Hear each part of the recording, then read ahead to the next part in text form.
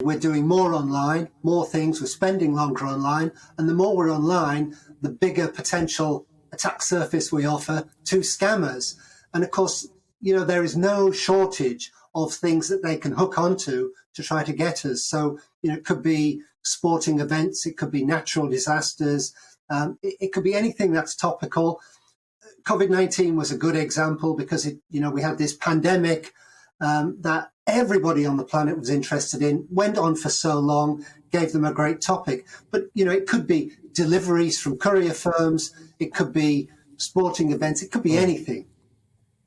Yes, indeed. But the thing is, I think a lot of people think that it's quite difficult to get scammed, right? That you've got to be some kind of, old lady who's sitting in her front room and she gets cold called by someone who's very convincing, or you get, that phone call, don't you, from someone claiming to be a Nigerian prince and all this stuff, But actually, it's very, very easy these days, isn't it? Because they're so sophisticated, even down to very realistic-looking websites and stuff like this. Just talk me through some of the most common ways.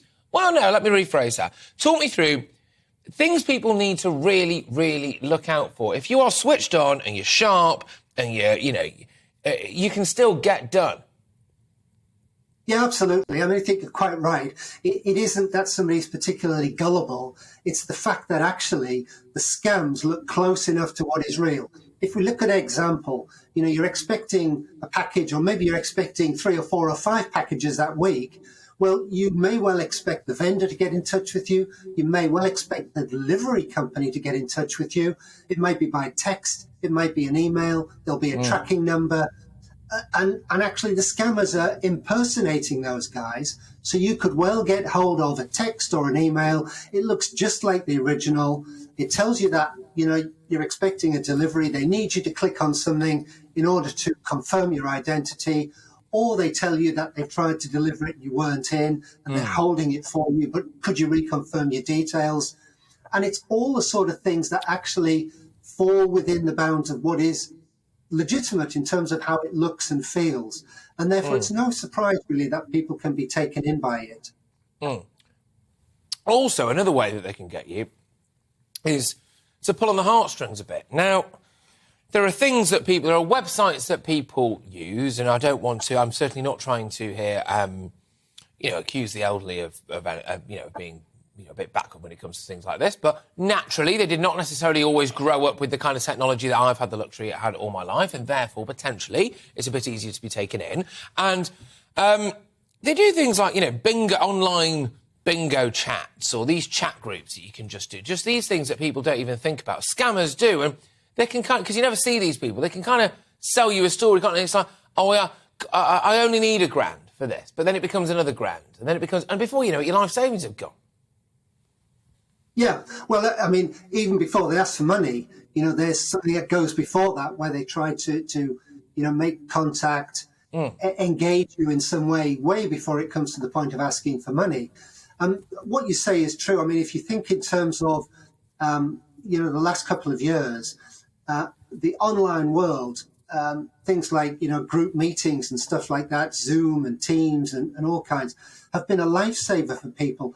And it's drawn online people who previously wouldn't have been, because it's their only way to have kept in touch. And therefore, you've got people who are far from being tech savvy, have suddenly realized what the online world can do in terms of its capabilities for them. And it's easy to be caught off guard. Now, one of the things that I'm intrigued at is how people get your details. Now, I must say, it made me think twice. I was in A&E a couple of days ago, actually, as it happened. Rather embarrassingly, fell off a lawnmower. But I gave my details to the lady reception, naturally. And now this may have been a coincidence, but it didn't feel like it to me. Within about 20 minutes, I had 3 phone calls from 3 different people claiming to be, have you had an accident? Or just that stuff, right? That kind of stuff. How do people get your details? Do you think there's a chance that they've kind of just got a direct line to some of our public services? Well, I would certainly hope not. I mean, sometimes it's easy to look at things that stack up as a coincidence and think that they aren't. But actually, I mean, it is possible, of course, for scammers to get details from legitimate companies. They are a target for the criminals as well. So if somebody launches an attack on a company that we use, they potentially, anyway, can get hold of people's personal details if they're not being protected sufficiently well. And they can then use that as kind of grist to their mill, really, to reach out to people. So, we have to trust companies, but they have a duty of care to look after our information as well.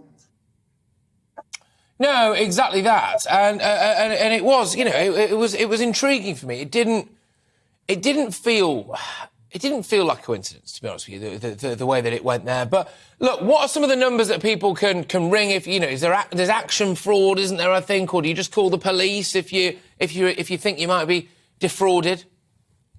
Yeah, I mean, go to the police. Action fraud, certainly you can log an incident with them. You can get information, by the way, from sites like Get Safe Online, which is a great portal for information. That's run by the government, among other people. It's a sort of industry-government collaboration. Great information there as to what you can do to stay safe.